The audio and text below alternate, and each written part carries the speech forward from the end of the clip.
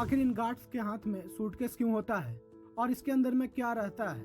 ये special protection group क्या है और इसे किन लोगों के लिए गठित किया गया था? और सबसे इम्पोर्टेंट, भारत पड़ोसी देश पर परमाणु हमला क्यों नहीं करता है? मिलेगा जवाब इन सभी सवालों का इस वीडियो में, तो बस बने रहिए वीडियो के साथ। फैक्ट नंबर 1, अगर कोई आपसे कहे कि स्पेस से धरती पर पड़े किसी छोटी सी वस्तु की तस्वीर खींचनी है तो आपको यह कोई बहुत ही बेकार सा मजाक लगेगा, लेकिन ठहरिए, यह कोई मजाक नहीं बल्कि यह सच है।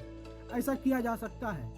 इंटरनेशनल स्पेस स्टेशन में जो कैमरा लगाया जाता है वह इतना पावरफुल कैमरा होता है कि उस कैमरे को जूम करके आपके पैरों में पड़े जूते का भी रंग बताया जा सकता है। अब आप कहेंगे कि इस कैमरे का मेगापिक्सल कितना होता है, तो इंटरनेशनल स्पेस स्टेशन में जो कैमरा लगाया गया है वह 121 मेगापिक्सल का है, लेकिन इन कैमरों का सेंसर बहुत ही पावरफुल होता है जो कि कैमरे के जूमिंग पावर को नेक्स्ट लेवल पर लेकर जाता है।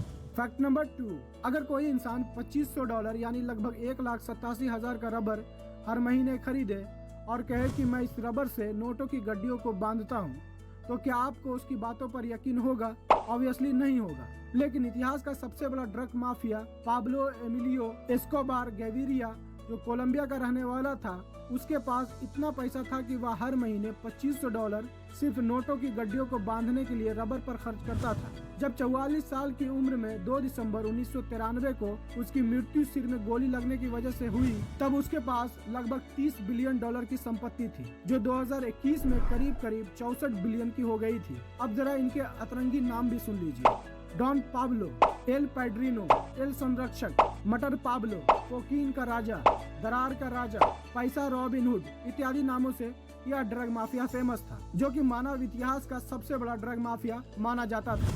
फैक्ट नंबर 3, आप अक्सर सोचते होंगे कि भारत के पास न्यूक्लियर पावर होते हुए भी पड़ोसी मुल्क पे हमला क्यों नहीं करता है। तो आपके जानकारी के लिए बता दूं कि भारत के पास परमाणु ताकत होते हुए भी वे ऐसा नहीं कर सकते हैं, क्योंकि भारत एक बहुत बड़ा देश है, जबकि पड़ोसी मुल्क भारत के 1/4 के बराबर भी नहीं है। ऐसे में अगर भारत परमाणु शक्ति का प्रयोग करता है तो पड़ोसी मुल्क तो नक्शे से यकीनन मिट जाएगा, लेकिन इससे कहीं ज्यादा नुकसान सीमा पर बसे भारतीय शहरों को होगा। एक और इंटरेस्टिंग बात बताऊं जिसे जानकर आपको आश्चर्य होगा, दोनों देश हर साल एक दूसरे को अपने परमाणु ठिकाने का पता बताते रहते हैं, और वो ऐसा इसलिए करते हैं कि अगर किसी कारणवश दोनों देशों में युद्ध होता है तो कोई भी उस जगह पर हमला ना करे जहां परमाणु रिएक्टर लगाए गए हैं। अगर गलती से भी दोनों देशों में से कोई एक भी किसी के परमाणु ठिकाने पर कोई धमाका करता है तो दोनों देशों को बहुत ही बड़ी तबाही का सामना करना पड़ सकता है, क्योंकि हवा किसी का ना तो दोस्त होता है और ना ही दुश्मन, और परमाणु बम पूरी तरह से रेडियो एक्टिव होता है जो हवा के साथ लंबी दूरी तय करने में सक्षम होता है। इसीलिए यह समझदारी दोनों देशों ने मिलकर अपने देश वालों को सुरक्षित रखने के लिए दिखाई है। और एक बात यह भी है कि भारतीय परमाणु हथियार को कब कैसे इस्तेमाल करना है, इसका निर्णय लेने का अधिकार भारत के प्रधानमंत्री को नहीं, बल्कि यह निर्णय लेने का अधिकार परमाणु कमांड प्राधिकरण यानी कि न्यूक्लियर कमांड अथॉरिटी को होता है।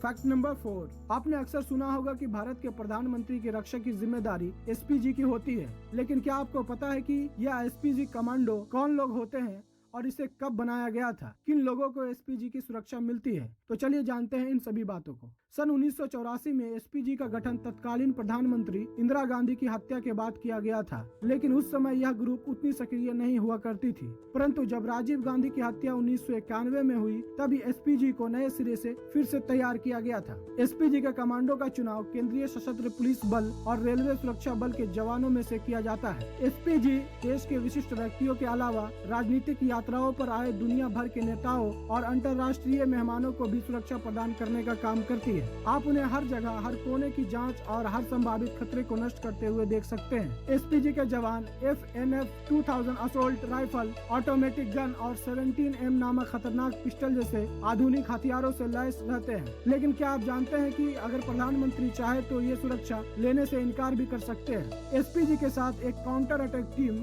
या काउंटर असोल्ट टीम भी रहती है, जिसे कैट के नाम से जाना जाता है। इस टीम के पास FN 2000, P90, ग्लोब 17, ग्लोब 19 और FN5 जैसे हथियारों को इस्तेमाल करने की कला भी होती है। इस टीम को कठोर प्रशिक्षण के माध्यम से प्रशिक्षित किया जाता है और इसकी खासियत यह है कि प्रधानमंत्री पर किसी भी हमले के दौरान यह तेजी से कार्रवाई करने में सक्षम होते हैं। फैक्ट नंबर 5, आपने अक्सर देखा होगा कि प्रधानमंत्री के साथ कुछ बॉडीगार्ड चलते हैं। और उनके हाथ में एक पतला सा सूटकेस भी होता है। आप चाहें तो इनकी झलक 26 जनवरी की परेड में या लोकसभा के चुनाव के दौरान रैलियों में प्रधानमंत्री के साथ जो बॉडीगार्ड होते हैं उनके हाथ में यह ब्रीफकेस देख सकते हैं। लेकिन क्या आप जानते हैं कि इस ब्रीफकेस या सूटकेस में क्या रहता है? आखिर क्यों बॉडीगार्ड ब्रीफकेस लेकर चलते हैं? तो आइए जानते हैं। यह सूटकेस वास्तव में बहुत पतला दिखता है और प्रधानमंत्री से कुछ ही फीट की दूरी पर रहता है। असल में यह एक पोर्टेबल बुलेट प्रूफ शील्ड या portable fold out ballistic shield होता है जिसे हमले के दौरान खोला जा सकता है, जो कि NIG लेवल 3 की सुरक्षा प्रदान करती है।